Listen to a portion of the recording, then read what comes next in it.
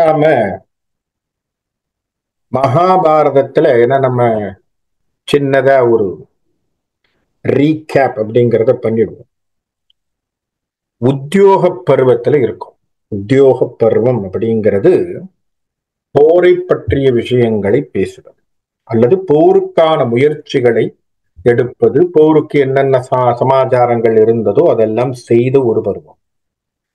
அந்த உத்தியோக பருவத்திலே முதல்ல ஒரு உலோகன் என்று சொல்லக்கூடிய ஒரு முனிவரை அஞ்ஞானவாசம் முடிஞ்ச பிறகு என்னதான் அவர்களுடைய மனோநிலை அப்படின்னு தெரிஞ்சுக்கணும்னு அந்த முனிவரை அனுப்பி திருதராஷ்டிர போய் பேசிட்டு வாங்கோ அப்படின்னு அனுப்புறார். அவர் போய் பேசும் பொழுதே நம்மாள் துரியோதனன் அதெல்லாம் கொடுக்க முடியாது, அது எப்படி பண்ண முடியும் அப்படிங்கிற மாதிரி தன்னுடைய கருத்தை சொல்லி அவையிலே யாரையும் பேச விடாம தன்னால் முடிஞ்ச ஒரு டாமினேஷனை பண்ணி அனுப்பி விடுறான். அதை கொண்டு வந்து அந்த முனிவர் சொன்ன உடனே சரி இவர்களுடைய நிலை என்ன என்ன சமாச்சாரம்னு நினைச்சுக்கிட்டு இருக்கும் பொழுதே திருதராஷ்டிரன் சஞ்சயனை தூதுவனாக அனுப்புறான். சஞ்சயன் யாரு? அவனுடைய ஒரு செக்ரட்டரின்னு வச்சுக்கலாம், பர்சனல் செக்ரட்டரி. அந்த அவனுக்கு சாரதியாக இருந்தவனும் கூட. அவனை தூதுவனாக அனுப்பி தர்மனிடத்திலே போய் போர் வேண்டாங்கிற மாதிரி அமைதியை பேசு, யார்கிட்டையும் பேசாது. ஏன்னா அவனுக்கும் தெரியும் தர்மனை தவிர வேற யார்கிட்ட பேசினாலும் செயற்பட்டு வராது. அதனால நீ என்ன பண்ணு, போய் தர்மனிடத்திலே பெரியப்பா இந்த மாதிரி ஆசைப்படுறார், போர் வேண்டாங்கிற மாதிரி நினைக்கிறார் அப்படிங்கிறத சொல்லு அப்படின்னு சஞ்சயனை தூது விடுகிறார். சஞ்சயன் வர்றான், வந்து தன் கருத்தை சொல்ல ஆரம்பிக்கிறான். ஆரம்பிச்ச உடனேயே தர்மன் ரொம்ப நிதானமாக தீர்மானமாக சொல்லி விடுகிறான், பெரியப்பா எங்களுக்கு சேர வேண்டிய பாகத்தை கொடுத்தால் சந்தோஷம், எங்களுக்கு வேற எந்த விதமான ஒரு விண்ணப்பமும் கிடையாது. ஆகவே அவர் எங்களுக்கு தேவையான விஷயங்களை கொடுத்துட்டா நாங்க எங்களுடைய வாழ்க்கையை அப்படின்னு அவன் பேசுவான். அது தவிர கிருஷ்ணனுக்கும் அர்ஜுனனுக்கும் இருக்கக்கூடிய நட்பின் முறையும் பார்த்துடுறான். அதை பார்த்த உடனே சஞ்சயன் நேரா வந்து திருதராஷ்டிரத்திலே சொல்கிறான், இரவு நேரம் ஆச்சு, திருதராஷ்டிரா நீ நினைக்கிற மாதிரி அங்க ஒரு சமாதான சமாச்சாரங்கள் இல்ல. ஒன்னு ரெண்டாவது, போர் என்று வந்தால் உறுதியாக கிருஷ்ணன் எங்கே நிற்கிறானோ அங்கே தர்மம் நிற்கும், தர்மம் இருக்கும் இடத்திலே தர்மன் ஜெயிப்பான், முடிஞ்சு போச்சு. பாண்டவர்களுக்குத்தான் வெற்றி. ஏன்னா கிருஷ்ணன் அங்கே இருக்கான்பா. கிருஷ்ணன் அங்க எப்படி இருக்கான்னா அவர்களுக்கு நகமும் சதையும் போல் இருக்கிறான். அதனால முடிஞ்சு போச்சு. நீ என்னமோ உன் புள்ள ஜெயிப்பான் நீ நினைக்காத. ஆகவே அதை பத்தியான விஷயத்தை விட்டுடு. மிச்ச சமாச்சாரத்தை அர்ஜுனன் பேசினதோ மற்றதை நான் நாளைக்கு அவையில் பேசுகிறேன்னு சொல்லிட்டு அவன் போயிட்டான். போன உடனே திருதராஷ்டிரன் இந்த விஷயங்களை எல்லாம் மனசுக்குள்ள போட்டுக்கிட்டு அவருக்கு ஒரே குழப்பம். அவருக்கு என்ன குழப்பம்? தன் மகன் அரசாட்சி செய்ய வேண்டும். தருமர்கள் பாண்டவர்கள் இவர்கள் எல்லாம் என்ன செய்யணும், விட்டு கொடுக்கணும்னு அவனுக்கு ஒரு ஆசை, வேற ஒண்ணும் கிடையாது. அவனுக்கு தன் பிள்ளைக்கு எல்லாம் கிடைச்சுடணும், தன் பிள்ளைகள் எல்லாமே நல்லா இருக்கணும், பாண்டவர்கள் விட்டு கொடுத்தோம் அப்படிங்கிற ஒரு எண்ணம் அவனுக்குள்ளே ஓடும். அதனால அதை பத்தியான யோசனையில் இருக்கும் பொழுது தூக்கம் வரல. தூக்கம் வராத போது தன்னுடைய தம்பியாகிய சகோதரனாகிய விதுரனை கூப்பிட்டு விதுரனிடத்திலே சில விஷயங்களை ஆலோசனைகளை கேட்கிறான். அது பத்தியான ஒரு முக்கியமான சில ஸ்லோகங்களும் விதுரன் திருதராஷ்டிரனுக்கு சொன்ன விஷயங்களாகிய விதுர நீதியை பத்தி நம்ம நிறைய விஷயங்கள் பார்த்தோம். ஒரு சுவாரஸ்யமான விஷயங்களும் அதுல இருந்த ராஜரீகங்கள் அப்படின்னு சொல்லக்கூடிய ராஜதந்திரங்கள், பொலிட்டிக்கல் அட்மினிஸ்ட்ரேஷன் சொல்லக்கூடிய விஷயங்கள், யார் எப்படி இருக்கணும், தர்மம்னா என்ன, எப்பேற்பட்டவன் எந்த மாதிரியான விஷயங்களை பார்க்கணும் அப்படிங்கிறதெல்லாம் விதுரன் அவனுடைய விஷயங்களாக திருதராஷ்டிரனுக்கு சொல்றான். சொல்லும் பொழுது நான் சொன்ன மாதிரி எப்பொழுதுமே திரும்ப திரும்ப பவுன்சிங் பேக் டு த பெவிலியன்கிற மாதிரி ஒரு வார்த்தையை கடைசியில கொண்டு வந்து சேர்ப்பான். என்ன சொல்லுவான்? இத்தனையும் இருக்கு, ஆனா நீ இதெல்லாம் பார்க்கல சரியா, அப்படிங்கிற விஷயத்தை மீண்டும் மீண்டும் சுழலாக வந்து வந்து அவன் என்ன சொல்லுவான்? இதெல்லாம் இருக்குப்பா நியாயம்னு, ஆனா நீ நியாயமா பாண்டவர்களுக்கு நடக்கல அப்படிங்கிற விஷயத்தை மீண்டும் மீண்டும் அவனுக்கு ஞாபகப்படுத்தி கொண்டே இருந்தான். சரி, என்ன காரணம் அப்படின்னா, வள்ளுவர் சொல்வது போல் இடிப்பாரை இல்லாத ஏமரா மன்னன் கெடுப்பார் இல்லாரும் கெடுவான் அப்படின்னு சொல்ற மாதிரி இடித்து உரைக்கக்கூடிய அமைச்சன் இருப்பது அவசியம். அந்த விஷயத்த சரியாக விதுரன் செய்தான். ஆனா அது ஏறிச்சா அப்படிங்கிறது தான் கேள்வி. அவனுடைய மனசுல இது எல்லாம் சொன்ன பிறகு கடைசியாக அவன் என்ன சொல்றா? இத்தனை நியாயங்கள் இருக்கு, பாண்டவர்களுக்கு நல்லதை செய், பாண்டவர்களுக்கு கிடைக்கக்கூடிய நிலத்தை கொடுத்துரு, கொடுத்தா உனக்கு மனசு அமைதியா இருக்கும், நீயும் நிம்மதியா இருக்கலாம். ஏன்னா இப்ப நிம்மதி இல்லாம இருக்கிறது தான் இப்ப பேச்சு. அதனால நீ நிம்மதியா இருக்கிறதுக்கு இது வசதி அப்படின்னு சொல்லிட்டான்.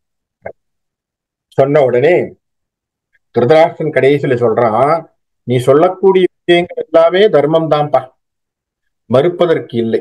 நீ சொல்லக்கூடிய அத்தனையும் தர்மம் தான், நீ சொல்லக்கூடிய வழியிலே செய்தால் எல்லாமே சரி.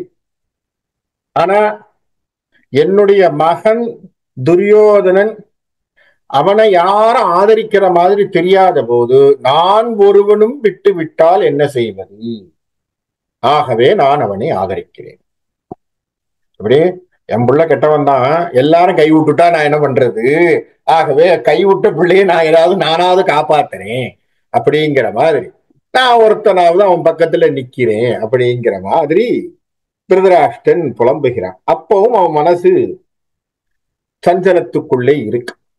அப்போ வைராக்கியமாக சில விஷயங்களை நீ செய்யணும் அப்படிங்கிறது விதுரன் சொல்றான். வைராக்கியம் என்று சொன்னால் கட்டுப்பாடு தேவையப்பா, மனசுல சில கட்டுப்பாடு வேணும், இந்த பிள்ளைகள் பாசத்தெல்லாம் விட்டுடணும், இதுக்கு மேல சில விஷயங்கள் உயரிய நோக்கத்தை யோசிக்கணும் அப்படின்னு சொல்லும் பொழுது சொல்றான். அது என்ன, அப்பேற்பட்ட விஷயங்கள் என்ன அப்படின்னு கேட்கும் பொழுது, ஆத்மஸ்வரூபம் தான் அதனுடைய தத்துவம், அதை பத்தி நீ தெரிஞ்சுக்கணும்னு சொல்றான் விதுரன்.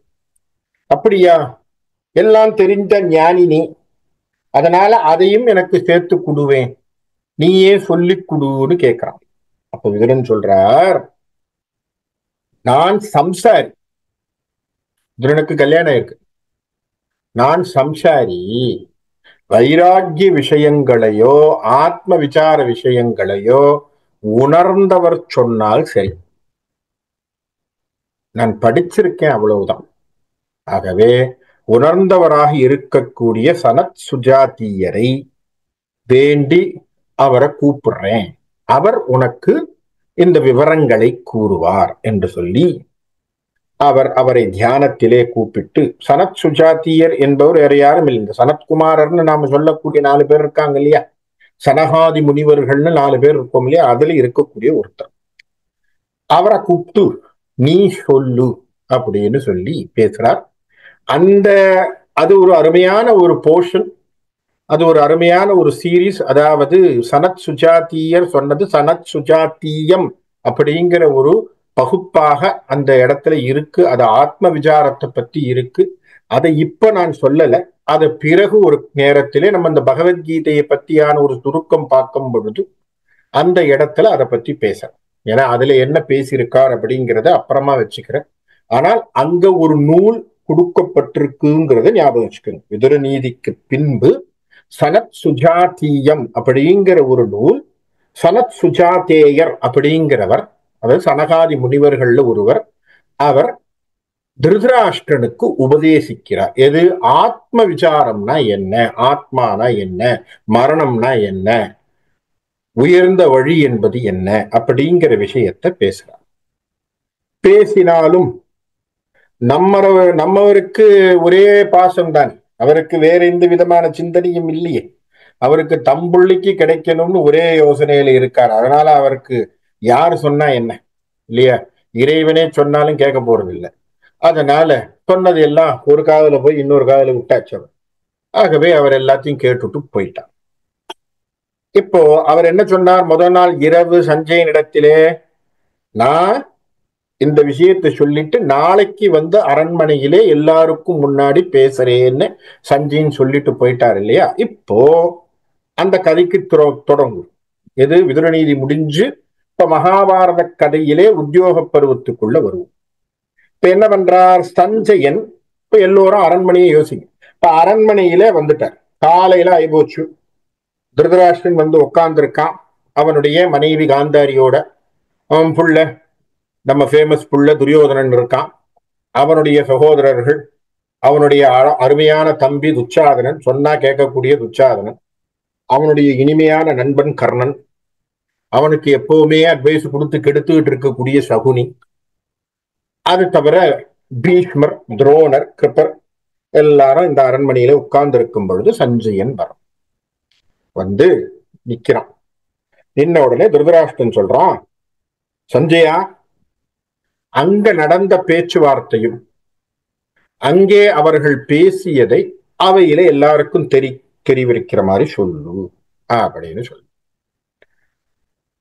உடனே இப்ப சஞ்சயன் அங்கே நடந்த விஷயங்கள், கலந்துரையாடல்கள், அத நேரடியா பேசுறான். சொல்றார், தர்மனுக்கு முன்னிலையில், கிருஷ்ணனுக்கு முன்னிலையில் அர்ஜுனன் இந்த வார்த்தைகளை பேசினான். இப்படிதான் ஆரம்பிக்கிறார் Sanjayan. Arjunan spoke the following words. Arjunan என்ன பண்றான்? இந்த வார்த்தைகளை பேசினான் என்று சஞ்சயன் ஆரம்பிக்கிறான். அதை சொல்லிட்டு என்ன சொல்றான்? அர்ஜுனன் குறிப்பாக சொன்னான், துரியோதனா செவிமடுத்து கேளப்பா, உனக்காக இத பிரத்யோகமாக இந்த மெசேஜ கொடுத்திருக்கான், கேள் அப்படின்னு சொன்னான். அர்ஜுனன் சொல்லி அனுப்பியிருக்கான். இதை சொல்லும் பொழுது துரியோதனன் காது கொடுத்து கேட்க சொல்லுன்னு இருக்கான். அப்படின்னா என்ன அர்த்தம்? நம்ம புள்ள காது கொடுத்து கேட்காதுன்னு தெரியும் அவனுக்கு. அதனால அந்த பிள்ளைய கொஞ்சம் அட்டென்ஷனா கேட்க சொல்லு அப்படின்னு சொல்லியிருக்கான். என்ன சொல்றான் அப்படின்னா, வார்த்தை, ராஜ்யம் கொடுக்கல அப்படின்னா பாண்டவர்கள் போருக்கு தயார். ராஜ்யம் கொடுக்கவில்லை என்று சொன்னால் பாண்டவர்கள் போருக்கு தயார், பயப்படல. சரியா? ஒண்ணு ஞாபகம் வச்சுக்கணும், எங்களை, எங்களுடைய அண்ணனை, எங்கள் பாண்டவ குலத்தை எவ்வளவு முடியுமோ அத்தனை கீழ்த்தரமாக பேசி, எங்களை ஏமாற்றி, எங்களை எல்லோரும் முன்னிலையிலும் இழிவுபடுத்தி, எங்களுக்கு வேண்டிய விஷயங்களை எல்லாம் என்னிடத்தில் இருந்து புடுங்கி எல்லாம் பண்ணிருக்கீங்க. இதுக்கு எல்லாம் நானோ என்னுடைய மூத்த சகோதரன் ஆகிய தருமன் பொறுமையாக இருந்து எதையும் செய்யாதே என்று அவன் சொன்னான். ஆகவே நாங்கள் எல்லோருமே மூத்த சகோதரனுடைய பேச்சை கேட்டு பொறுமையாக இருந்தோம். அடுத்தது துரியோதனா. ஏன்னா சஞ்சயன் சொல்ல போறது துரியோதனன் அட்ரஸ் பண்றதுனால தெரிஞ்சுக்க சொல்றான். பீமன் சண்டைக்கு வந்தா துரியோதனா உனக்கு தெரியும், அவனை நேர்கொண்டு உன்னால் நின்று ஜெயிக்க முடியாது. நேரடியா சொல்றான். யாரு? அர்ஜுனன் என்ன பேசுறான்?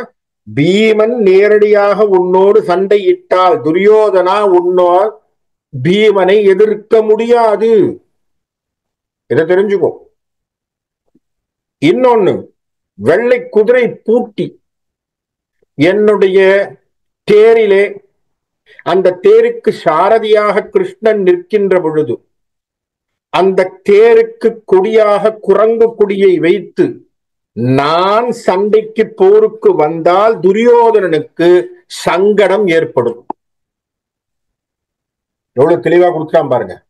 வெள்ளை குதிரைகளை பூட்டி என்னுடைய தேருக்கு சாரதியாக கிருஷ்ணன் வந்து குரங்கு கொடியை என்னுடைய தேருக்கு மேலே கட்டி நான் போருக்கு வந்தால் துரியோதனனுக்கு சங்கடம். அதனால அவன் ரொம்ப கலங்குவான். அதனால ஒண்ணு ஞாபகம் வச்சுக்கோ, இத அவனுடைய மனசுல ஞாபகம் வச்சுக்க சொல்லுங்க. அடுத்தது, எங்களுக்கு எந்த கொடுப்பினை இருக்கோ இல்லையோ, பரம்பொருளாகிய கிருஷ்ணன் எங்கள் துணையாக இருக்கிறான். துரியோதனா, பரம்பொருளாகிய கிருஷ்ணன் எங்களுக்கு துணையாக இருக்கிறான். அவருக்கு தெரியும் உங்கள் எதிர்காலம் என்னவென்று. போட்டார் அப்படி. அப்ப என்ன சொல்றான் அர்ஜுன, அவனுக்கு தெரியும் உன் போரினுடைய முடிவு என்னங்கிறது அவருக்கு தெரியும். ஆகவே நீ இந்த போர் சமாச்சாரத்தை பற்றியான யோசனைகள் போர் என்று வந்துவிட்டால் கௌரவர்களாகிய நீங்கள் வாழ்வது கடினம். யார் சொல்றா? அர்ஜுனன் சொல்றான், சொன்னதாக சஞ்சயன் பேசுறான்.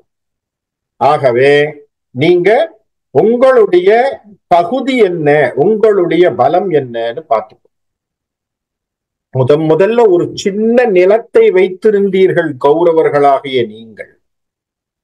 நாங்க வந்துதான் சண்டை போட்டு அந்த ராஜ்யத்தை விஸ்தாரம் பண்ணி கையில கொடுத்தோம். இன்னைக்கு என்னமோ அத்தனையும் நீங்கள் சேர்த்ததாக சொல்லி எங்களை விரட்டுகிறீர்கள். நீங்க இம்மி அளவும் போய் சண்டை போட்டு எங்கேயும் நிக்கல. பாண்டவர்களாகிய நாங்கள் சண்டை போட்டு என்ன பண்ணோம்? ராஜ்யத்தை பெரிதாக்கி கொடுத்தோம். ஆகவே அந்த நாடும் நிலமும் பெருசானதற்கு நாங்க தான்ப்பா உழைச்சோம், நீங்க எதுவும் பண்ணல. அதை ஞாபகம் வச்சுக்கோங்க. ஆகவே ஞாபகம் வச்சுக்கோங்க துரியோதனா, நீ பாண்டவர்களை இழிவு செய்தாய், எங்களுக்கு துக்கத்தை தந்தாய். நாங்கள் ஏதோ பொறுமையாக இருக்கிறோங்கிறதுக்காக இன்னும் ஏளனப்படுத்துவது என்பது சரியல்ல. இன்னும் நீ எங்களை ஏளனப்படுத்த. அடுத்தது திருப்பி சொல்றான், பெரியப்பா நீங்க என்ன பண்ணக்கூடாது, உங்க பிள்ளைய பத்தி விசாரப்படாதீங்க. நீங்க சொல்ற சொல்ல கேட்காத பிள்ளை இருந்தும் பிரயோஜனம் இல்லைன்னு. எப்படி வார்த்தையை பாருங்க. அர்ஜுனன் என்ன வார்த்தையை சொல்றான்? பெரியப்பா நீங்க உங்க பிள்ளைய நினைச்சு வருத்தப்படாதீங்க. காரணம், நீங்க சொல்லக்கூடிய சொல்லை மதிக்காத பிள்ளை இருந்து பிரயோஜனம் இல்லை. அதனால நீங்க அதுல ஒண்ணும் பிரச்சனை இல்லை. இன்னொன்னு ஞாபகம் வச்சுக்கோங்க, இந்த நிலை வரும் என்று சூதாட்ட தினத்திலே நான் உரைத்தேன். எது போர் வரும் அன்னைக்கு நீங்க எங்களை சந்திப்பீங்க, அப்ப விரோதியாக எதிரியாக நாம ரெண்டு பேருமே நிப்போங்கிற வார்த்தையை உங்கள் முன்னே அரசவையிலே பேசினேன். இன்னைக்கு நீங்க வருத்தப்பட்டு பிரயோஜனம் இல்லை. அதனால இதை பற்றியான யோசனைகளை நீங்கள் சரிவர செய்வீர்கள் என சொல்லி கையில கொடுத்தார். இதை கேட்ட உடனே நம்ம புள்ள சும்மா இருப்பானா? துரியோதனன் கேட்டு இருக்கான். இப்போ அவன் கொஞ்சம் தன்னுடைய வீரவசனம் எல்லாம் பேச வேண்டாமா? ஏன்னா அர்ஜுனன் சொல்றத சொல்லிட்டான்னு சஞ்சய் சொல்லிட்டான். இதுதான் அர்ஜுனன் சொன்னது அப்படின்னு சொல்லி நிறுத்தி விட்டான். நிறுத்தின உடனே துரியோதனன், இவன் என்ன சின்ன பையன் என்ன பார்த்து பேசுறது, நம்மளுக்கு உடனே மீச துடிக்குது. உடனே அவர் ஆரம்பிச்சிட்டார், ராஜா துரியோதராஷ்டிர பார்த்து, மகாராஜா எல்லாம் கவலைப்படாதீங்க, இதெல்லாம் இந்த நான் பணங்காட்டு நரி, இந்த சலசலப்புக்கெல்லாம் அஞ்ச மாட்டேன். இந்த சும்மா இந்த கதை இந்த டைலாக் விடுறதெல்லாம் என்கிட்ட ஒத்துவரான்.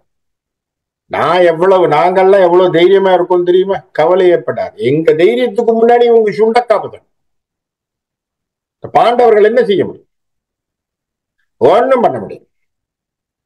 பத்தியா கடைசியில் அவன் என்ன கேட்டான், என்ன சொன்னான்? ஏதாவது உன்னை கொடுக்க சொல்லி கேட்டானா இல்லையா தருமன்? அப்படின்னா என்ன அர்த்தம்? அவங்களே பயப்படுறாங்க. அதனால அவங்களுக்கு ஒரு தைரியம் இல்லை. இன்னொன்னு, நான் இருக்கிறேன், கர்ணன் இருக்கான், துச்சாதனன் இருக்கான், நாங்க 3 பேருமே இந்த பசங்களை ஒழிச்சிருவோம். அவளே விடும். அதனால நீங்க அதை பத்தியான யோசனையை விட்டுடுது. சரியா? 2 விஷயம்தான் நடக்கும். ஒண்ணு ஞாபகம் வச்சுக்கோ, இதுல தெளிவா இருக்கான். எங்க இப்ப சொல்லக்கூடிய இந்த வார்த்தையிலே துரியோதனன் மிக தெளிவாக இருக்கிறான். ஒரே வார்த்தை, 2 விஷயத்தில் 2ல 1 தான் நடக்கும். என்ன? ஒன்று, நான் பாண்டவர்களை கொன்று ராஜ்யத்தை கைப்பற்ற வேண்டும், அல்லது பாண்டவர்கள் என்னை கொன்று ராஜ்யத்தை கைப்பற்றுவார்கள். 2ல 1 தான் நடக்கும். சமரசங்கிறது கிடையாது. என்ன வார்த்தை? 2ல ஏதாவது 1 தான் நடக்கும். ஒண்ணு நான் ஜாகணும், இல்ல அவன் ஜாகணும். 2ல 1 தான். இந்த சமரசங்கிற வார்த்தையே கிடையாது. 2 பேரும் சேர்ந்து இருப்போம், பக்கத்துல இருப்போம், 50-50 ஷேர் பண்ணுவோம், இந்த கதையே வேண்டாம். இருந்தா நான், இல்லைன்னா நீ, இதுதான் கதை. ஆகவே ஆனா உறுதியா நான் சொல்றேன், நான் ஜெயிச்சிருவேன். ஏன்னா தேவர்களோ கந்தர்வர்களோ யட்சர்களோ ராட்சசர்களோ கிண்ணர்களோ கிம்புருஷர்களோ யாரு வந்தாலும் நான் ஜெயிச்சிருவேன். அவங்க யாரும் பாண்டவர்கள் பக்கத்துல நின்னாலும் நான் ஜெயிச்சிருவேன். அதனால இத பத்தியான கவலைகளை விட்டு இல்லையா. ஏதோ நான் என்ன தற்பெருமையா பேசுறேன், இதுவரை சொல்லிட்டு கடைசியில சொல்லிக்கிறேன், நான் தற்பெருமையா பேசுறேன்னு நீங்க நினைக்க வேண்டாம். ஏன்னா எனக்கு தற்பெருமை பிடிக்காது, தற்புகழ்ச்சி எனக்கு என்னைக்கும் ஒத்து வராது. ஆகவே நான் சொல்லுவது இந்த உலகம் சாட்சி, நடக்கிறது நடக்கும். அதனால பயப்படாது. என்னுடைய வீரமும், என்னுடைய புத்திசாலித்தனம், என்னுடைய அறிவு, என்னுடைய திறமை, இதெல்லாம் பார்த்து எல்லாரும் பயப்பட்டு போவாங்க. ஆகவே பெரிய பெரிய வீரர்களாக என் முன்னே இருக்கக்கூடிய பீஷ்மர் இருக்கார், கிருபர் இருக்கார், கல்லியன் இருக்கான். இத்தனை பேர் இருக்கும் பொழுது வெற்றி என்பது நமக்குத்தான். ஆகவே கவலைப்படாதீர்கள், அப்பா நான் இருந்து வெற்றியை தக்க வைக்கிறேன் என்று சொல்றேன். இது இப்படி இந்த அரசவையிலே இந்த கலந்துரையாடல் எங்க நடக்குது? திருதராஷ்டிரன் அரசவையிலே இந்த கலந்துரையாடல் நடந்து கொண்டு, அதே நேர்மாறாக இப்போ பாண்டவன் பக்கத்துல வரும். தர்மன் உட்கார்ந்திருக்கார். உட்கார்ந்திருக்கும் பொழுது இந்த மாதிரி சஞ்சயன் கேட்டான், நாம சொல்லிட்டோம், இப்ப இனி அடுத்தது என்ன செய்வோம், அடுத்த விஷயங்களுக்கான ஆயத்தங்களை நம்ம பார்க்கணும் அப்படின்னு சொல்லும் பொழுது அங்கே பகவானாகிய கிருஷ்ண பரமாத்மா உட்கார்ந்து இருக்கார். அவரிடத்துல சொல்றார், தர்மன் சொல்றான், எப்பொழுதும் ஆபத்து அல்லது தேவை அல்லது உதவின்னு வரும்பொழுதுதான் நண்பரை நாடுவோம்.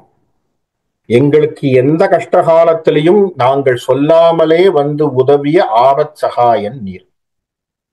ஆகவே கிருஷ்ணா, எனக்கு நீ நல்ல வழியை சொல்லு, என் பொருட்டு எனக்கு ஒரு வேலை செய்யணும், உங்களுக்கு இஷ்டம் இருந்தால், உங்களுக்கு அதில் ஈடுபாடு இருந்தால். இப்பதான் வார்த்தை, இப்பதான் போரினுடைய உச்சத்துக்கான ஒரு இடத்துக்கு போக போறோம். அருமையான இடங்கள் இனிமே தான் வரப்போது, உச்சகட்டத்தினுடைய விஷயங்கள். உங்களுக்கு எங்கள் மீது பாசம் இருக்குன்னு தெரியும், உங்களுக்கு விருப்பம் இருந்தால் இந்த போரினுடைய முதல் முயற்சியாக எங்களுக்கு தூது செல்வீர்களா? கிருஷ்ணனுடைய தூத கேட்கிறான். யார் கேட்கிறான்? தர்மன் கேட்கிறான். இப்ப கிருஷ்ணன் தூதுல இருந்தா பரபரப்பா போக போகுது கதை. இப்ப கிருஷ்ணனை தூதாக நீங்கள் வருவீர்களா அப்படிங்கிற வார்த்தையை கேட்கிறான். சொன்ன உடனே கிருஷ்ணர் சொல்றார், அதனால என்னப்பா, தாராளமாக செய்கிறேன். இனி வரக்கூடிய சில விஷயங்களை வில்லி பாரதத்தில் இருக்கக்கூடிய சில செய்யுளோடு நான் சேர்த்து பேசுறேன். ஏன்னா வில்லி பாரதம் அருமையிலும் அருமையான பாடல்களை அதுல புதிந்திருக்கு. இந்த பாட்டையும் சொல்லுகின்ற பொழுது அதனுடைய சுவை அதிகமா இருக்குங்கிறதுக்காக வில்லி பாரதத்தினுடைய செய்யுளை சிலதெல்லாம் இங்க ரெஃபர் பண்ண போறேன். இந்த ரிக்வெஸ்ட வைக்கிறான் இல்லையா, அந்த ரிக்வெஸ்ட தர்மன் சொல்லுகின்ற பொழுதே அருமையான செய்யுளை வைக்கிறார்.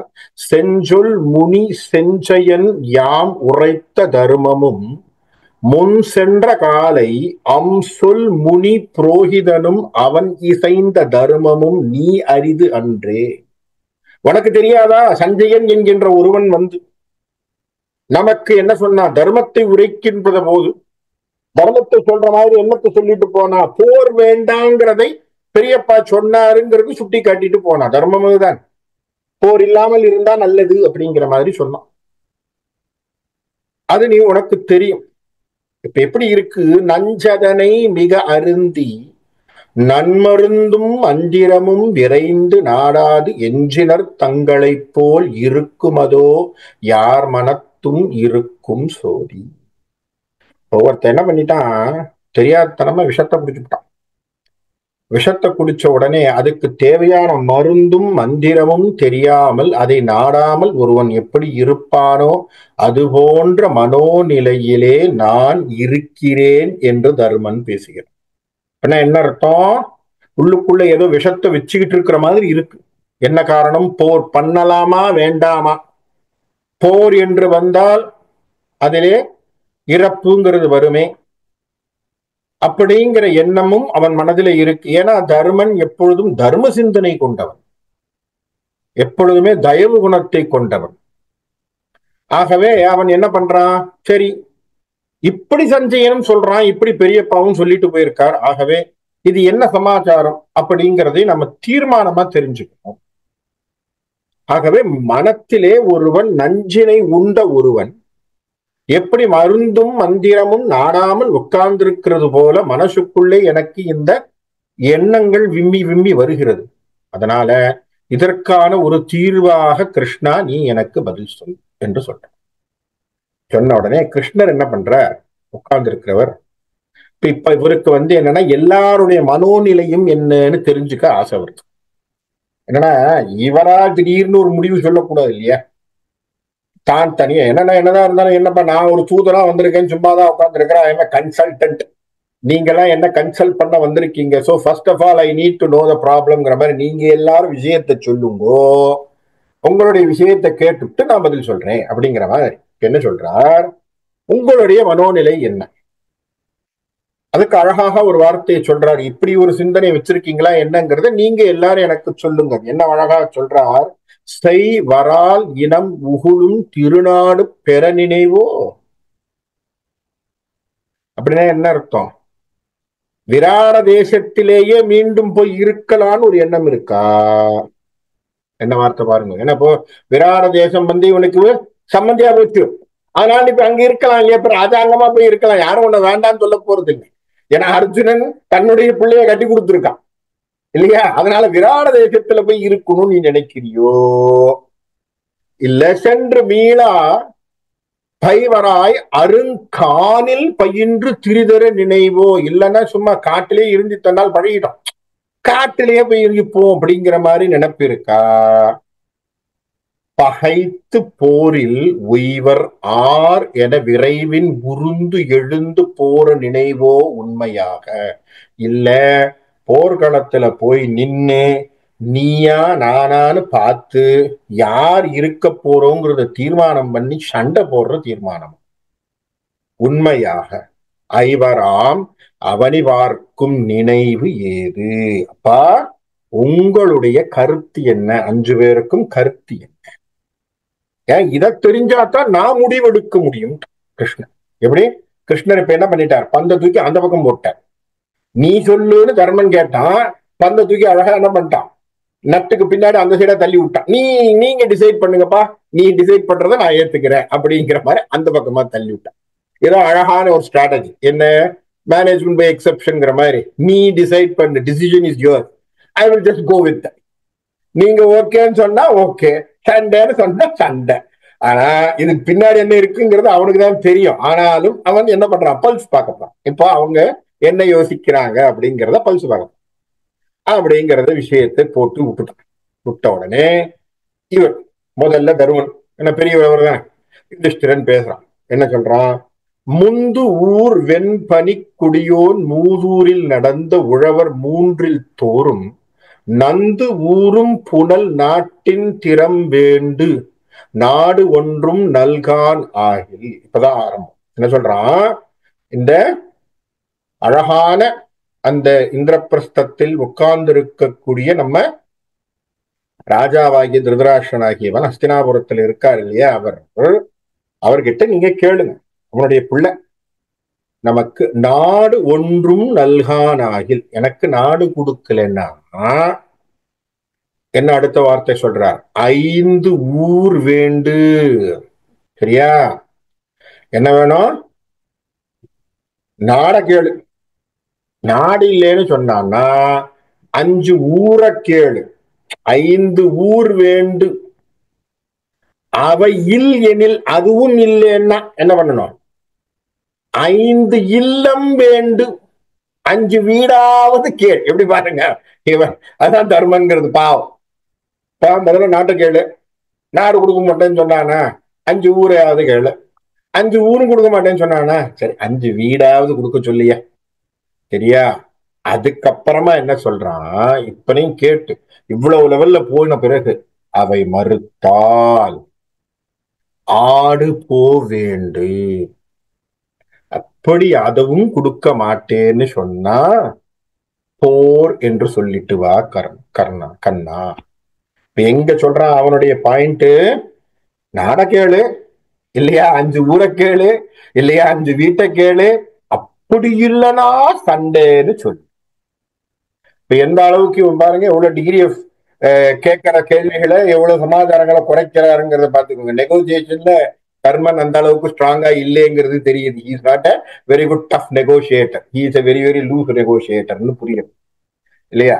நெகோசியேஷன்ல பண்ணா கொடுத்தா குடுறா அப்படிங்கிற மாதிரி பிடிக்க தெரியல அவரு. என்ன சொல்றாரு, நாட்டை கொடு, இல்ல 5 ஊரை கொடு, இல்லைன்னா 5 வீட்டை கொடு, இல்லைன்னா போருக்கு போவோம் அப்படின்னு சொல்றேன். உடனே கிருஷ்ணன் சரி அப்படியா, ரொம்ப சந்தோஷம். அடுத்ததாக பீமனை பார்க்கறேன். ஏன்னா அவன் தானே அடுத்த சகோதரன். நீ என்னப்பா சொல்ற? இவனுக்கு கடு கடு கடு கடுன்னு கோபம் வருது. இவன் தர்மன் பேசுனதை கேட்ட உடனே அண்ணங்காரனா இவன், என்னடா இவன் இப்படி ஒரு கேள்வியை கேட்டானோ. அவன் சொல்றான், மூத்தோன் மற்ற இவை உறப்ப இளையோன் வெஞ்சினம் மனத்தில் மூல. மனசுல அவனுக்கு கோபம் பூத்துக்கிட்டு வருது, அப்படியே வருது, பொத்திக்கிட்டு வருது. அவன் என்ன சொல்றான், ஊனமிலான் மானமிலாது உரைப்பதற்கு என் செய்வதுன்ட்டான். அப்படி என்ன அழகான வார்த்தையை பார்த்தான் பாரு. தர்மனை பத்தி சொல்றான், ஊனமில்லாதவன். ஊனமில்லாதவன் குற்றமில்லாதவன் சார், நல்லவன். ஆனா அவன் கேட்கறது மானம் இல்லாம கேட்கிற மாதிரி இருக்குன்னுட்டான். அப்படின்னா என்ன அர்த்தம், எனக்குன்னு ஒரு ரைட் இருக்கு இல்லையா, அந்த ரைட்டை விட்டு கொடுத்து கேட்கிற மாதிரி இல்ல இருக்கு. இப்ப மானம் இல்லாம கேள்வியை அவன் கேட்கிற மாதிரி இருக்கு, இது சரிப்பட்டு வராது. அப்படின்னா என்னப்பா நீ செய்யணும்னு கேட்கிறேன்ட்டா. கிருஷ்ணர் இப்ப என்ன சொன்னார், நீ சொல்லு, உனக்கு என்ன டிமாண்ட், நீ பேசு, நான் கேட்கிறேன், காதால கேட்கிறேன். ஏன்னா அவன் சொல்லிட்டான் அவனுடைய டிமாண்ட் என்னன்னு, தர்மன் தன்னுடைய விஷயத்தை சொல்லிட்டான். பீமனாகிய உன்னுடைய டிமாண்ட் என்ன சொல்றார். எவ்வளவு கோபம் இருந்திருக்குங்கிறத அந்த பாட்டின் வாயிலாக வில்லிபுத்தூரார் நமக்கு சொல்லுகின்ற பொழுது பீமனுடைய கொந்தளிப்பு எந்த அளவுக்கு இருந்திருக்குங்கிறது புரியுது. விரிகுழல் பைந்தொடி நாணி வேந்தவையில் முறையிடு நாள் வெகுளேல் என்று. இப்படி பாஞ்சாலி அன்னைக்கு சபையில இருக்கும் பொழுது அவளுக்கு ஏற்பட்ட அவமானத்திற்கு நாங்க எல்லாம் கொதிச்சு போய் எழும்பொழுது தர்மன் என்ன சொன்னா, கோவப்படாதீங்கப்பா அப்படின்னா, மரபினக்கும் நமக்கும் உலகு உள்ள அளவும் தீராத வசையே கண்டாய். இன்னி வரைக்கும் பாஞ்சாலிக்கு நேர்ந்த ஒரு கொடுமையானது பெரிய கொடுமையாக நமக்கு ஒரு பெரிய அவலத்தை கொடுக்கக்கூடிய ஒரு அவப்பேரை தரக்கூடியதாக அந்த விஷயம் நடந்ததப்பா. எரிதழல் கானகம் மகன்றும் இன்னமும் வெண்புகை முடிக்க இளையான் என்றாய் அரபு உயர்ந்தோன் கொடுமையினும் முரசு உரைத்தோய் உனது அருளுக்கு அஞ்சினேனே. அப்பா எங்களெல்லாம் கொண்டு போய் என்ன பண்ணா, காட்டுல விட்டான். இன்னும் பகையோட பகையை விட்டுட்டு வெளியில வான்னு பேசுறது எந்த விதத்துல நியாயம்? கொஞ்சம் கூட நியாயமே இல்லை. அவனை சண்டைக்கு கொண்டு போகிறது தான் சரி. காணால உணைவுடு கண்ணிலா இருளினின் காதல் மைந்தன் தான் ஆளும் தரணியெல்லாம் ஒரு குடை கீழ் நீ ஆளத் தருவேன். தருமா, கவலைப்படாத. என்ன தெரியுமா, இந்த கண்ணில்லாதவனுடைய பிள்ளை இருக்கான் பத்தியா, காதல் மைந்தன் யாரு, துரியோதனன். கண்ணில்லாதவன் யாரு, பெரியப்பா திருதராஷ்டிரன். அவனுடைய பிள்ளை இருக்கான் இல்லையா, காதல் மைந்தன் துரியோதனன். அவன் ஆழ்கின்ற தரணி எல்லாம் ஒரு குடைக்குள் நீ ஆளத் தருவேன். என்ன பண்ணுவேன், அத்தனையும் கொண்டு வந்து ஒரே குடை கீழே வச்சு உன் கையில கொடுத்துடுறேன். மேனாள் நம் உரிமை அறக்கவர்ந்த பெருந்துணைவன் உணைவெறாத வண்ணம் வானாள வானோர்கோன் தன் பதம் மாற்று அவன் தனக்கே வழங்குவேனே. உனக்கு நான் என்ன பண்ணிடுறேன், ராஜ்யத்தை கொடுக்கிறேன். அவனால பிரச்சனை வரும் நீ நினைக்கிறியா, கவலைப்படாத, அவனை வானுலகம் அனுப்பி விட்டுடுறேன். அப்படின்னா என்ன அர்த்தம், அவனை கொன்னுடுறேங்கிறான் துரியோதனன். யார, துரியோதனனை பீமன் சொல்கின்றான், நான் கதை, நீ கவலைப்படாத, நீ ராஜாங்கத்தை வைத்துக்கோ. ஆகவே இதுதான் சரிப்பட்டு வரும். அப்படின்னா அவன் பீமனுடைய செயல் என்ன, போர் என்பதை திண்ணமாக பேசுகின்றான் பீமன். அதுல எந்த விதமான காம்ப்ரமைஸும் கிடையாது. சரியா, நாம போய் அவங்க கிட்ட போய் கேட்கறதோ இந்த 5 கிராமம் கொடு 5 வீட்டை கொடுங்கிற கேள்வியே கிடையாது. நம்ம என்ன பண்ணணும், சண்டைக்கு போவோம், அவ்வளவுதான். அவங்கள தோக்கடிப்போம், நாம நமக்கு வேண்டிய பங்கை நாம் எடுத்துக்கொள்வோம். சரியா, அதனால இது சும்மா அவன் பின்னாடி போய் நிற்கிறதுல பிரயோஜனம் இல்லை. அணிந்து வரும் சமரில் எதிர்த்து அரவு உயர்த்தோனோடு அரசர் உடலெல்லாம் துணிந்து இரண்டு பட்டு புருது தொல்லை உலகு அரசு ஆழத் துணிவது அல்லால் தனிந்து அறமும் கிளை உறவும் கொண்டாடி தன் இனம் தனித்தூது ஏவி பணிந்து இறைந்து புவி பெற்று உண்டிருப்பதற்கே துணிகின்றான் பட்ட பாட்டே. என்ன சொல்றான்? ஐயா, சண்டைக்கு போய் நேரடியா நின்று அவன் கையில இருந்து நம்மளுடைய நாட்டை புடுங்காம அவங்கிட்ட என்னமோ அறத்தை பேசி, அவங்கிட்ட போய் கெஞ்சி, அவங்கிட்ட போய் கூத்தாடி, அவனை தடவி கொடுத்து, அவங்கிட்ட போய் சமாதானம் பேசி, அவன் கொடுக்கறத வாங்கி இருக்கிறதுக்கா வாழ்க்கைய வாழ்றேன். என்ன சொல்லிட்டான்? இது அவங்கிட்ட வாங்கி வாழ்றது பிச்சை எடுத்து வாழ்றதுக்கு சமானம். அதான் என்ன சொன்னா? பணிந்து இறைந்து புவி பெற்று. இறைந்துனா இறைதல் அப்படின்னா பிச்சை எடுக்கிறது. பீமன் என்ன சொல்றான்? போயும் துரியோதன இடத்துல கேட்கறது பிச்சை கேட்கிற மாதிரி. எனக்கு உரிமையானதை நான் கேட்கிறேன், இவங்கிட்ட என்ன பிச்சை கேட்கிற மாதிரி நான் போய் கேட்கணும்? குடு, இல்ல சண்டையை ஓடு, அவ்வளவுதான். சண்டையை ஓட்டு எடுத்துக்கோ, ஏன்னா எனக்கு உரிமையானது. இவங்கிட்ட போய் கேட்டு இவன் பின்னாடி போய் நின்று இவனை தாஜா பண்ணி இவனை சந்தோஷப்படுத்தி இவன் கையில இருந்து எடுத்துட்டு வர்றதுங்கிறது பிச்சை எடுத்து வாங்குறதுக்கு சமானம். ஆகவே எனக்கு அதுல உடன்பாடு. கிருஷ்ணா, என்னை பொறுத்த வரையும் போர் முடிஞ்சு போச்சு, நான் போருக்கு தயார் அப்படிங்கிறத பீமன் மிக தெளிவாக பேசினான். இப்ப தர்மன் என்ன சொல்லிட்டான்? 5 நாட்டை கேளு, அல்லது 5 ஊரை கேளு, அல்லது 5 வீட்டை கேளு, அப்படி இல்லைன்னா போருக்கு சொல்லும். பீமன் என்ன சொல்லிட்டான்? இந்த சமாதான பேச்செல்லாம் இடம் இல்லை, நேரடியா போர், அவ்வளவுதான், கதையும் முடியும் அப்படின்ட்டான். சரி, அப்புறம் என்ன ஆச்சு? மற்றவர்களை பார்த்தேன். உடனே இவன் என்ன சொல்றான்? சரி, இவன் இவ்வளவு கோவப்படுறான் அப்படின்னு உடனேயே கிருஷ்ணர் சொல்றார், அப்பா இது இது. அவன் கிருஷ்ணனும் பாக்குறான், இவங்க பக்கத்துல இருக்கக்கூடிய தர்மனும் சொல்றான், இரு இந்த மாதிரி அப்படி கோவப்படக்கூடாதுப்பா. எதுக்கு கோவப்படுற பீமா? குருகுலத்தோர் போர் ஏறே. பெரியவனே, இப்ப நல்ல சண்டையில நிக்கக்கூடிய சிங்கம் போன்று இருக்கக்கூடியவனே, குற்றமது பார்க்குங்கால் சுற்றம் இல்லை. தருமன் சொல்லக்கூடிய வார்த்தை என்ன சொல்றான்? குற்றம் பார்க்கில் சுற்றம் இல்லையப்பா. ஒரு குலத்தில் பிறந்தார்கள் உடன் வாழும் வாழ்வினை போல் உறுதி உண்டோ? ஒரு குலத்துல பிறந்தவங்க ஒருத்தன் சண்டை போட்டான்னு நல்லா இருக்குமாப்பா? அப்புறம் நாடு நாளைக்கு நம்மளை என்ன சொல்லும்? ஆகவே இது வேண்டாம். நம்மால முடிஞ்ச வரைக்கும் சமாதானத்தை நாம் நாடுவோம். இருவருக்கும் பொதுவாக வரக்கூடிய அழகான ஒரு சமாதானத்தை நம்ம கொண்டு வர்றதுக்கு ட்ரை பண்ணும். இருவரும் வசை அன்றோ இருநிலம் காரணமாக எதிர்ப்பதென்று. அதனால நம்ம என்ன பண்ணுவோம்? வசை நீங்கி சரியான வகையிலே சமாதானத்தை படுத்தக்கூடிய ஒரு வகையிலே ஒரு முயற்சியை நாம் செய்வோம் அப்படின்னு பேசுறோம் தருமன். அது மட்டும் இல்லாமல் கிருஷ்ணரும் சொல்றாரப்பா, தேவர், உன்னுடைய சமாச்சாரங்கள் எல்லாம் எனக்கு புரியுது, அதனால நீ அண்ணன் சொல்றதையும் கேளு அப்படிங்கிற. அதுக்குள்ள இவனுக்கு இன்னும் கொஞ்சம் கோபம் ஏறு. என்ன சொல்றான்? மலை கண்டதன் எம் கை மரத்தண்டின் வலி கண்டும். என்ன சொல்றான் பீமன்? தர்மா, நீ ஒரு விஷயத்த மறந்ததை ஞாபகப்படுத்த. என்ன மரம்? ஞாபகம் வச்சுக்கோ, என் கையில இருக்கக்கூடிய தண்டம் என்று சொல்லக்கூடிய கதாயுதம் எப்படி அவ்வளவு வலுவான ஒரு கதாயுதம், சரியா? அதை மறந்துட்டேன்னு நினைக்கிறேன்.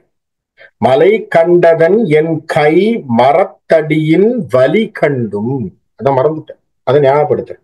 அது மட்டும் இல்ல, மகவன் மைந்தன் சிலை கண்டும். யாரு பக்கத்துல ஒருத்தன் இருக்கான் பாரு, யாரு? இந்திரனின் பிள்ளையாக இருக்கக்கூடிய அர்ஜுனனுடைய வில்ல மறந்துட்ட நீ. என்னுடைய கதாயுதத்தை மறந்துட்ட, அதுக்கு அடுத்தது யார மறந்த? அர்ஜுனனின் வில்லை மறந்து விட்டா இல்லையா? மகவன் மைந்தன் சிலை கண்டும், அதை மறந்துட்டியே. அது மட்டும் இல்லாமல் இருவர் பெருந்திரள் கண்டும், இப்பட பெரிய எங்களுடைய திறமையை கண்டும், அது மட்டும் இல்லாமல் எமக்காக திருமால் நின்ற நிலை கொண்டும், எமக்காக இங்க நிக்கக்கூடிய கிருஷ்ணரை மறந்துட்ட நீ. தருமா, நீ கிருஷ்ணரையே மறந்துட்ட. அது எல்லாமே மறந்தாலும் கூடப்பா, நீ இப்படி திரும்பி பார்த்தா உன்னுடைய மனைவியாக இருக்கிறாளே யார், அங்கே நிற்கக்கூடிய பாஞ்சாலி திரௌபதி, இவள் விரித்த குழல் கண்டும் அதையே மறந்துட்டியே. இத்தனையும் மறந்து இமைப்பொழுதில் நேரார் தம்மை கொலை கண்டும் மகிழாமல் இத்தனையும் இருந்து நீ என்ன பண்ற, சமாதானம் பேசணும்னு நினைக்கிறியே, இது என்ன நியாயம்? இப்படி பீமனுக்கு தாங்கல, அதனால குழந்தை தள்ளிடுறான், குறிச்சு தள்ளி விட்டான். என்ன சொல்றாங்க பார், முதல்ல என்னுடைய கதாயுதத்தை மறந்த, அதுக்கப்புறம் என்ன பண்ணிருக்க, அர்ஜுனன் கையிலே இருக்கக்கூடிய வில்லின் வீரத்தை மறந்தாய், நமக்கு பக்கத்திலே உறுதுணையாக நிற்கக்கூடிய கிருஷ்ணனை மறந்தாய். இது எல்லாம் மறந்தாலும் உன் பொண்டாட்டினுடைய கூந்தலை மறந்துட்டியேடா. அவ அவிழ்த்து விட்டுத்தானே உட்கார்ந்து இருக்கா சபதத்தை போட்டுக்கிட்டு, அவருடைய கூந்தலையும் நீ மறந்துட்டிய. இதெல்லாம் மறந்துட்டு நீ என்ன பேசுற, சமாதானம் பேசுறீங்க, இது என்ன நியாயம்? அவன் குடைகீழ் உயிர் வாழ குறிக்கின்றாயே, அவன் கீழே போய் உட்கார்ந்துகிட்டு அவன்கிட்ட சமாதானம் பேசி அவன் கொடுக்கறத வாங்கி வாழணும் நீ சொல்றது எங்கே நியாயம் என்று பேசுகின்றான். பீமனுக்கு தாங்கல. அதான் நான் சொன்னேனே, பீமன் இந்த விஷயத்திலே வில்லிபுத்தூரார் செய்கின்ற பதிவு பீமனுடைய நெஞ்சிலே வெடிக்கின்ற அந்த கோபத்தழல் என்னங்கிறது நமக்கு புரியும். ஆக போரிலே உறுதியாக, மிக உறுதியாக இருந்தவன் பீமன், மாற்றமே இல்லை. எவன் போனானோ இல்லையோ தாம் போய் சண்டை போடுறதுன்னு தீர்மானம் பண்ணிட்டாம அப்பவே, நீ போறியோ போலியோ நான் போறேன், நான் போய் அந்த துரியோதனை சாவடிக்கிறது அப்படிங்கிற தீர்மானத்திலே மிக உறுதியாக இருந்தவனில் முதல் நிலையாக பீமன். இப்ப அடுத்தது என்ன பண்றான், இதுக்குத்தான் இவர் என்ன பண்றார், சரி சரிப்பா பீமா பீமா ஒண்ணு ஞாபகம் வச்சுக்கோ, அம்புவியில் முன் பிறந்தோரை அரசு நெறிமுறை உரைத்தால் அது கேளாமல் தம்பியரும் மறுப்பரோ. அண்ணன் தானப்பா, அண்ணன் சொன்னா சில விஷயத்தை கேட்டுக்கோ, அதனால அவன் சொல்றத மறுத்து பேசுறதா அது எந்த இயல்பு அப்படின்னு கிருஷ்ணர் ஒரு சமாதானம் சொல்ற மாதிரி பீமனை உட்கார வச்சிருக்க. இப்போதைக்கு அவர் அப்படி உன்னால கோபத்தை எல்லாம் கொஞ்சம் குறைச்சிக்கிட்டு உட்காந்துக்கோ அப்படின்னு சொல்லிட்டு, அடுத்ததாக நம்ம அவனுடைய நல்ல நண்பனாகிய அர்ஜுனனை பார்த்து கேட்கிறான், அர்ஜுனா இப்ப உன் நிலை என்ன? இப்ப நல்ல ஞாபகம், அர்ஜுனன் போருக்கு முன்பு போர்க்களத்துல அவன் கொஞ்சம் கொஞ்சம் தடுமாறினான், அது வேற. அந்த இடத்துக்கு வருவதற்கு முன்பு அவனுடைய மன உறுதியை இதுல பார்க்கலாம், என்ன கிளாரிட்டி இருந்திருக்குன்னு பாருங்க. சரியா? அர்ஜுனன் சொல்றான், இப்போ உன்னுடைய நிலை என்ன பாரு, துரியோதனனுக்கு சப்போர்ட்டா தேவர் ஆயினும் பழைய தேதியர் ஆயினும் மற்றும் செப்புகின்றோர் யாவராகினும் எதிர்த்தோம்.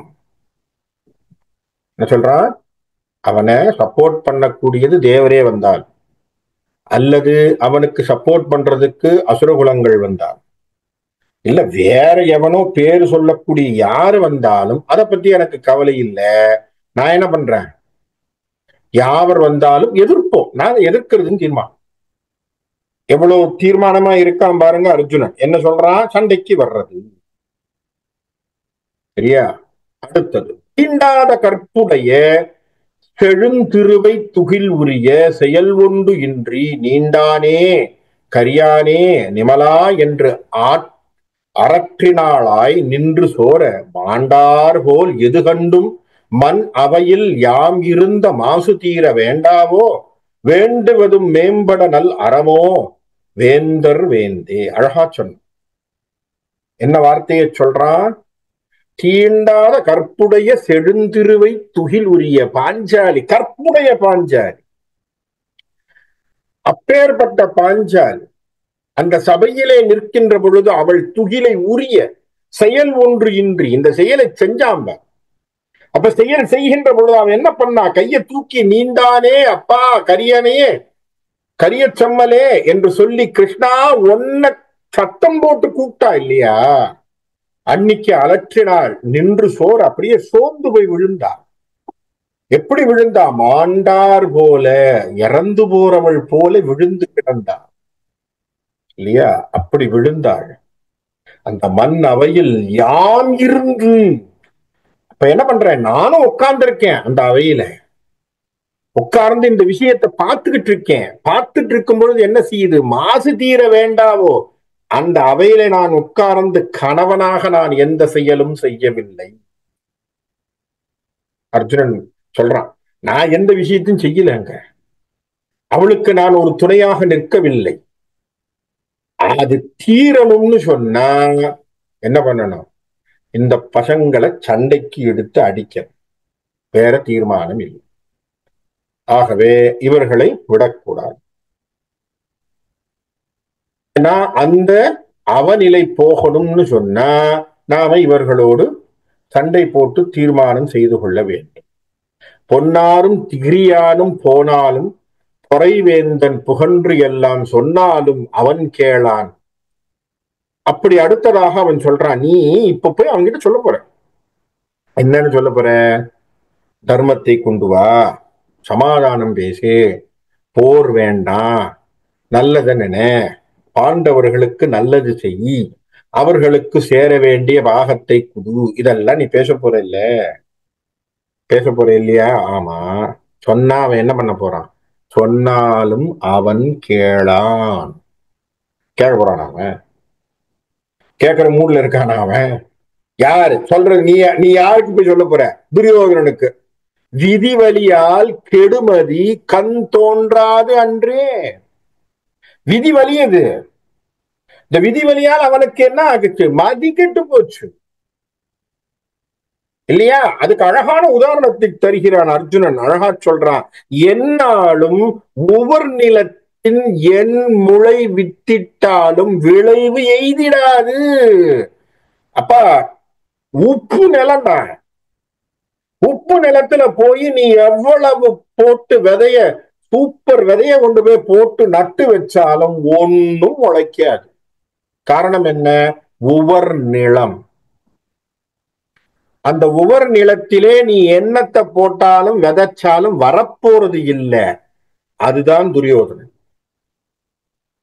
அவன் மண்டையிலே ஒண்ணு ஏறப்போறது இல்லை. சரியா? பன்னாகம் தனக்கு அமிர்தம் கொடுத்தாலும் விடமொழிய பயன் கொடாதே. அப்பா, நல்ல பாம்பு ஆசையா இருக்குன்னு பாம்புக்கு பால் ஊத்தி வளர்க்கிற, அது உனக்கு திருப்பி என்னத்தை தரும்? என்ன தரப்போகுது உனக்கு? பாம்பு விஷம்தான் தரும், உன்னை கடிக்கும், வேற என்னத்தை கொடுக்க போகுது? அது போலத்தான் துரியோதனன். ஆகவே அவனுக்கு பேசி பிரயோஜனம் இல்லை. நீங்க எல்லாம் எனக்கு தெரிஞ்சு யுவர் டைம் வேஸ்ட், அவனுக்கு போய் சொல்றது எல்லாம் வேஸ்ட். அதனால சண்டைய நேரடியா சொல்லிட்டு வந்துருங்க, இதுதான் பிரச்சனை இல்லாத தீர்மானம் என்று யார் சொல்றா? அர்ஜுனன் பேசுகின்றான். இங்க எதுக்காக இந்த பாட்டெல்லாம் நான் உங்களுக்கு சொல்றேன்னா, அர்ஜுனனுடைய தீர்மானம் என்ன அப்படின்னு தெரிஞ்சுக்கணும். போருக்கு முன்னாடி நிலை, அர்ஜுனன் என்ன தீர்மானத்தில் இருந்திருக்கான்? போரை பண்ணிடுறதுன்னு தீர்மானத்தில் இருக்கான். பீமன் தீர்மானமா இருந்துட்டான். அதனால பீமனுக்கு என்னைக்குமே பயம் இல்லை. பீமன் என்னைக்குமே பயப்படல, போர்ல போய் நின்று பயப்படல. அதனால போர்ல போன உடனே சண்டை போடுறதுன்னு தீர்மானத்துல அவன் என்னைக்குமே இருந்துட்டான். ஆனால் அர்ஜுனன் தெளிவாக, இவ்வளவு தெளிவாக பேசிய அர்ஜுனனுக்குத்தான் பின்னாடி என்ன பண்றான், ஒரு மனசங்கடம் ஏற்படுது. அதுதான் அங்க பகவத்கீதையினுடைய ஒரு கதைகளமாக அமைகிறது. சரியா? இதெல்லாம் நான் நமக்கு தெரிஞ்சுக்கிறதுக்காக சொல்றேன். அடுத்ததா சரி, இவர்கள் எல்லாம் கேட்ட உடனே நகுலனை கேட்க, அடுத்த அவன் இருக்கான்ல, சரி அர்ஜுனா, உன்னுடைய கருத்து சொல்லிட்டேன், நகுலா இங்கே வா, உட்காரு, உங்க கருத்தை சொல்லு. சரி, நான் சொல்றேன். அவன் சொல்றான்ப்பா, கேவலம் தீர் வலிய பகை கிடைக்க முதல் கிளர் மழைக்கு கிரி ஒன்று ஏத கோவலம் போய் உரைத்தாலும் குருநாடும் அரசும் அவன் கொடுக்க மாட்டான். கிருஷ்ணா, நீ யார் தெரியுமா? எப்பேற்பட்டவன் தெரியுமா? ஒரு காலத்துல அந்த ஆயர்பாடியில என்ன பண்ணாங்கன்னா, அப்போ ஒரு பூஜை முறை ஒண்ணு இருந்தது. என்ன பூஜை முறை? இந்திரனுக்கு பூஜை செய்வது அப்படின்னு ஒரு பூஜை வச்சிருந்தான். இந்த கிருஷ்ண லீலையிலே இருக்கக்கூடிய ஒரு கதை. இதை இங்க ஒரு சான்றா வைக்கிறார். என்ன சொல்றார்? அப்போ இந்த ஆயர்பாடியில ஒரு முறை ஒண்ணு இருந்தது. என்ன? இந்திரனுக்கான ஒரு வழிபாடு வச்சாங்க. இந்திரன் யாரு? மழைக்கான அதிபதி. அவனுக்கு ஒரு வழிபாடு. அவனுக்கான வழிபாடு எதற்காக? காலகாலத்துல மழை பெஞ்சு நாம எல்லாம் செழிப்பா இருக்கணும் அப்படிங்கிறதுக்காக அந்த மழைக்கான வேந்தனாகிய இந்திரனுக்கு ஒரு எப்பொழுதுமே ஒரு பூஜையை செஞ்சு யாகங்கள் பண்ணி பூஜை வேள்விகள் செய்வாங்க. கிருஷ்ணர் என்ன பண்ணார்? ஒரு சமயத்திலே இந்திரனுக்கு கொஞ்சம் மானாகாலா கொஞ்சம் வந்துருச்சு, கொஞ்சம் மண்டகணம் வந்துருச்சு. அதனால அவர் என்ன பண்ணார்? கிருஷ்ணர் என்ன பண்ணார்? ஆயர்பாடியில் இருக்கக்கூடிய அத்தனை பேரையும் கூப்பிட்டு, யாருக்கு என்ன பூஜை பண்ண போறீங்க? இல்லப்பா, இந்த மாதிரி இந்திரனுக்கு தான் பூஜை பண்ண போறோம், ஏன்னா எப்பவும் வருஷா வருஷம் பண்றதுன்னா. வருஷா வருஷம் பூஜை பண்றதுல இவனால நமக்கு என்ன பிரயோஜனம்? எவ்வளவு மழை பெஞ்சாலும் எவ்வளவு இடி இடிச்சாலும் நம்மை காக்கின்றது யார் தெரியுமா? இந்த கோவர்தனம் என்று சொல்லக்கூடிய மலைதானே. ஆகவே அந்த மலைக்கு தானே நீங்க பூஜை செய்யணும், அதுதானே நம்மளை எல்லாரையும் காப்பாத்துது. அதுல இருக்கக்கூடிய மரஞ்செடி குடிகளைத்தானே நம்மளுடைய ஆடு மாடு பசுக்கள் எல்லாம் எடுத்துக்குது. ஆகவே அதுக்குத்தான் நீங்க பூஜை செய்யணுமே தவிர இவனுக்கு நீங்க செய்யக்கூடாதுன்னு ஆரம்பிச்சிட்டாரு. உடனே இவங்க எல்லாரும் என்னடா இது பூசை சொல்றாருன்னு கிருஷ்ணர் சொல்றாரு சரியா இருக்கும்னு சொல்லி எல்லாரும் கோவர்தனகிரிக்கு பூஜை செய்ய ஆரம்பிச்சிட்டாங்க. இது இந்திரனுக்கு கோபம் வந்துட்டு அவன் என்ன பண்ணா? பெரிய மழை வெள்ளம் புயல் அடிச்சு ஊரையே கலக்கிற மாதிரி பண்ணி விட்டான். வருது, அடிச்சு வெள்ளம் பெருக்கு எல்லாம் ஏற்படுது. அப்ப என்ன பண்ணா? ஊரையே கிருஷ்ணர் தன்னுடைய சுண்டு விரலாலே கோவர்தனகிரியை தூக்கி, நமக்கு தெரியும் இல்லையா, கோவர்தனகிரியை தூக்கியவன் தாங்கியவன் என்று பேசப்படும். அப்படி தன்னுடைய சுண்டு விரல்ல தாங்கி பிடிச்சு அதுக்கடியிலே அத்தனை ஊர் மக்களையும் அதுக்கு கீழே இருக்க வச்சு மழை வெள்ளத்திலிருந்து காப்பாற்றினான். ஒரு 7 நாள் நின்னார் அப்படி குழந்தையா, அப்படி பாலகனாக இருந்து கையில ஒரு பக்கத்துல ஃப்ளூட்டை வாசிச்சுக்கிட்டே இன்னொரு கையில அப்படி கோவர்தன மலையை தன்னுடைய சுண்டு விரலிலே தூக்கி கொண்டு அவர் நின்னார். அவர் கிட்டத்தட்ட அவர் ஒரு 7 நாள் நின்னதுனாலத்தான் அவர் அதை முடிச்ச பிறகு அவருக்கு பெரிய விருந்து வச்சாங்க. ஏன்னா குழந்தை இல்லையா, அவ்வளவு நாள் நின்று இருக்கு ஒத்த கையில முடிச்சுக்கிட்டு அப்படின்ட்டு எல்லாரும் ஓடி வந்து அவருக்கு அவ்வளவு சமைச்சு கொடுத்தாங்க. அதனாலதான் இன்னைக்கும் அந்த வடநாட்டில வடதேசத்துல போக் அப்படின்னு சொல்லக்கூடிய ஒன்று செய்வார்கள்.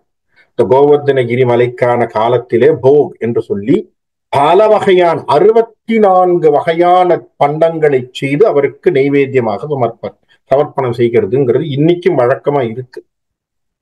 ஏன்? கிருஷ்ணர் அதை காப்பாற்றினார் என்பதற்காக. இந்த குறிப்பை இப்ப ஏன் சொல்றான் அப்படின்னா, ஒரு குடை கீழ் அன்று கோவர்தனகிரியை தூக்கி நின்ன நீ சொன்னதை கேட்டு அந்த ஆயர்பாடியே அதுக்குள்ள வந்து நின்னது. இதனால் இந்திரனும் ஒப்புக்கொண்டு தன்னுடைய தவறை உணர்ந்து போனான். அப்பேற்பட்ட கோவர்தன மலையை தூக்குன நீ சொன்னா கூட இவன் கேட்க மாட்டான். எப்படி கதை? அப்படி என்ன சொல்றான்? கோவலன் போய் உரைத்தாலும் குருநாடும் அரசும் அவன் கொடுக்க மாட்டான். அவன் கொடுக்கிற மனசு இல்லை அவனுக்கு. நாவலம் பூதலத்து அரசர் நாடு இறந்தோம் என நம்மை நகையா வண்ணம் காவலன் தன் படைவலியும் எமது தடம் புயவலியும் காணலாமே. இவனை போய் கேட்டு, நான் கொடுத்ததுனால தாண்டா நீங்க இருக்கீங்கன்னு அவன் நாளைக்கு எங்களை பார்த்து பேசாம இருக்கிறதுக்கு அவன் என்ன பண்ணலாம்? நம்முடைய படைவலி என்னங்கிறது தெரிஞ்சுக்கலாம், நம்மளுடைய புயவலி புஜவலி என்னங்கிறது தெரிஞ்சுக்கக்கூடிய அளவுக்கு போர் செய்யலாமே. இதை போய் நம்ம ஏன் இதை பண்ணணும், இவங்கிட்ட போய் ஏன் பேசணும் என்று சொல்லுகிறான். அப்படி அவன் பேசுறான். ஆகவே நாம இவன்கிட்ட போய் இந்த தூது பேசி இந்த விஷயங்களை எல்லாம் செய்வது சரிப்பட்டு வராது என்று சொல்லி விடுகிறார்.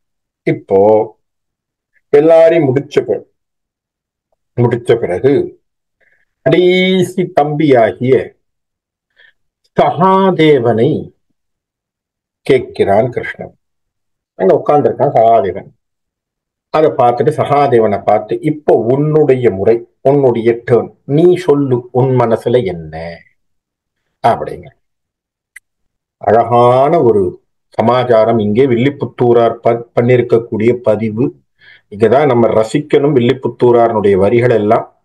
ஆகவே நீங்க அதை ரொம்ப கேர்ஃபுல்லா கவனமாக கேட்க வேண்டிய விஷயங்கள். நகுலன் இவை உரைத்தார் பின் நன்று என கை அமர்த்திய அருளி நகுலன் சொல்லும் இகல் விசயந்தன் மொழியும் திரள் வீமன் இயம்பியதும் யாவும் கேட்டோம். புகழறிய உணர்வுடையோய் புகழுடையோய் திரள் உடையோய் புக பகல் நீ என முகில் அணைய திருமேனி முகுந்தனும் மனமுருக மொழிகின்றானே. இப்ப திரும்பி சகாதேவனை பார்த்து கேட்கிறான், சகாதேவா இப்ப நீ சொல்லு அப்படின்னு சொல்லி நிறுத்துறான். நிறுத்தின உடனே ஏதோ சகாதேவனுடைய அறிவையும் சகாதேவனுடைய ஒரு தீர்க்கமான பார்வையை இப்போதான் பார்க்க போறோம். என்ன சொல்றான், அழகா உட்கார்ந்திருந்த இடத்துல சொல்றான், சிந்தித்தபடி நீ சென்றால் என். நீ இப்ப சொல்லிட்டு இருக்க பத்தியா, அது மாதிரி நீ போனா என்ன, ஒழிந்தால் என், நீ போகாம இருந்தா என்ன. சிந்தித்தபடி நீயும் சென்றால் என், ஒழிந்தால் என். செறிந்த 100 மைந்தருக்குள் முதல்வன் நிலம் வழங்காமல் இருந்தால் என், வழங்கினால் என். அப்பா, இந்த 100 பேருக்கும் பெரியவனா ஒருத்த உட்கார்ந்து இருக்கானே துரியோதனன், அவன் நிலம் கொடுத்தா என்ன, கொடுக்கலனா என்ன. கொந்துற்று குழல் இவளும் முடிந்தால் என், விரிந்தால் என். இங்க உட்கார்ந்து இருக்காள பாஞ்சாலின்னு ஒருத்தி, அப்ப அந்த கூந்தலை விரிச்சுக்கிட்டு உட்கார்ந்து இருக்காள், அவன் விரிச்சுக்கிட்டு இருந்தா என்ன, முடிச்சா என்ன. குறித்த செய்கை அந்தத்தில் முடியும் வகை அடியார்க்கு தெரியுமோ ஆதிமூர்த்தி. எவனுக்காவது இங்க உட்கார்ந்து இருக்கிறவனுக்கு உன்னுடைய செய்கை என்னன்னு தெரியுமா, நீதாண்டா ஆதிமூர்த்தின்னா. அப்படின்னா என்ன அர்த்தம், சூத்திரதாரி நீ, நீ என்ன நினைக்க போறியோ அதுதான். அவன் சொல்லிட்டான், இப்பதான் குறிப்பா வர்றான், எங்க கொண்டு வந்து நிறுத்தினா, டேய் நீ சொன்னபடி போனா என்ன, போகலனா என்ன, அந்த துரியோதன நாடு கொடுத்தா என்ன, கொடுக்கலனா என்ன, பாஞ்சாலி குழல் முடிச்சா என்ன, முடிக்கலனா என்ன, இங்க உட்கார்ந்து இருக்கிற எவனுக்கும் உன்னுடைய சமாச்சாரம் தெரியாது. சரியா, மருக அவிழ்க்கும் பசுந்துளவ முடியானே அன்று அலக்கை முளைப்பால் உண்டு மருது இடை சென்று உயிர் சகடம் விழத் உதைத்து பொதுவர் மனை வளர்த்த மாலே. சொல்றான் பாருங்க, ஒருவருக்கும் தெரியாது இங்கு உன் மாயை. சகாதேவன் சொல்றான், இப்ப என்ன, அன்னைக்கே பிறந்த போதே என்ன பண்ண, விஷப்பால குடுக்க வந்திருந்த பூதக்னியன் என்ன பண்ணிவிட்ட, இந்த ராட்சசிய கொன்ன. சின்ன பிள்ளையா உன்ன உரல்ல கட்டி அனுப்புனா நீ என்ன பண்ண, மருத மரத்திற்கு நடுவே சென்று நீ அந்த மருத மரத்தை கீழே விழ வச்சு அவர்களுக்கு நீ மோட்சத்தை தந்தாய். சகடம் என்று சொல்லக்கூடிய சக்கரத்தின் வழியாக ஒரு அசுரன் வந்தான், சகடாசுரன் பேரு. அவனை நீ தூள் தூளாக்குன சின்ன வயசிலே. ஆகவே அப்பா, ஒருவருக்கும் தெரியாது இங்கு உன் மாயை. எவனுக்கும் தெரியாது இங்க இருக்கிற எவனுக்கும். யான் அறிவேன் உண்மையாக, உன்னை பத்தி எனக்கு தெரியும். இப்ப ஞாபகம் வச்சுக்கோ, எங்களை எல்லாம் கேள்வி கேட்கிற பத்தியா, எங்களை எல்லாம் இத்தனை கேள்வி கேட்கிறியே, ஒன்னு ஞாபகம் வச்சுக்கோ, திருவுளத்து கருத்து எதுவோ அது எனக்கும் கருத்து என்றான் தெய்வம் மனையான். இப்ப நீ என்ன நினைக்கிறியோ அதுதான்ப்பா நானும் நினைக்கிறேன். அப்படின்னா என்ன அர்த்தம், நீ சண்டைன்னு நினைச்சா சண்டை, நீ சண்டை இல்லைன்னு நினைச்சா சண்டை இல்லை. தீர்மானம் யாருது, கிருஷ்ணா உன்னுடைய தீர்மானம் என்று பேசினான் சகாதேவன். சகாதேவன் ஒருவன்தான் அவர்கள் சகோதரர்களின் நடுவிலே ஞானியாக இருந்தான். அவனுக்குத்தான் இந்த விஷயம் தெரியும். அவன் என்ன சொல்லிட்டான், ஒரே வார்த்தை, கிருஷ்ணா நீ என்ன நினைக்கிற அதான் நடக்கும், இங்க யாருக்கும் தெரியாது. உன்னுடைய கருத்து என்ன, அந்த கருத்துப்படித்தான் நீங்க போர்னா போர், போர் இல்லைன்னா போர் இல்லை. ஆகவே நீ எங்க கருத்தை கேட்டு பிரயோஜனம் இல்லைன்னு சொல்லிட்டான். அப்படி சொன்னா எங்களை நீ கேட்டு பிரயோஜனம் இல்லை. ஆகவே கிருஷ்ணா உன்னுடைய கருத்தை நீ செய் என்று சொல்லி நிறுத்தினான். இதற்கு பிறகு அழகான விஷயங்களும் அதற்கு பிறகு வரக்கூடிய கலந்துரையாடலும் பின்பு கிருஷ்ணனுடைய தூதும், கிருஷ்ணர் தூதிலே நடக்கின்ற பொழுது துரியோதனனுக்கும் கிருஷ்ணனுக்கும் ஏற்பட்ட அந்த பேச்சுவார்த்தைகளும், விதுரன் வீட்டிலே கிருஷ்ணன் தங்கியதும். இனிமேத்தான் நான் தான் சொன்ன மாதிரி மகாபாரதம் சூடு பிடிக்க போகுது. இனிமேதான் என்னன்னா அழகான கதைகள் எல்லாமே இனிமேல் தான். இனி போருக்கான ஆயுத்தங்களை கிருஷ்ணன் போட்டுக்கிட்டே வரப்போறான் இனிமேத்தான். ஏன்னா விதுரனை ஆஃப் பண்ணுவான், அஸ்வத்தாமனை ஒதுக்குவான். இனிமே எல்லாம் நடக்க போகுது. அப்படியே step by step step by step கிருஷ்ணரனுடைய லீலைகள், கிருஷ்ணரனுடைய வேலைகள் எல்லாம் அந்த போருக்கு என்னென்னலாம் உண்டோ இனி அவருடைய வேலைகளாக அவர் செய்யக்கூடிய விஷயங்கள் தொடங்கக்கூடிய கட்டமாக இந்த உத்தியோக பருவம் இருப்பதனால உத்தியோக பருவத்தினுடைய இந்த முதல் சருக்கமாக கிருஷ்ணன் விடு தூது அப்படின்னு சொல்லக்கூடிய விஷயத்தை இன்னைக்கு தொடங்கி இருக்கும். இன்னும் கிருஷ்ணருடைய தூது ஃபுல்லா இருக்கு, நிறைய இருக்குது.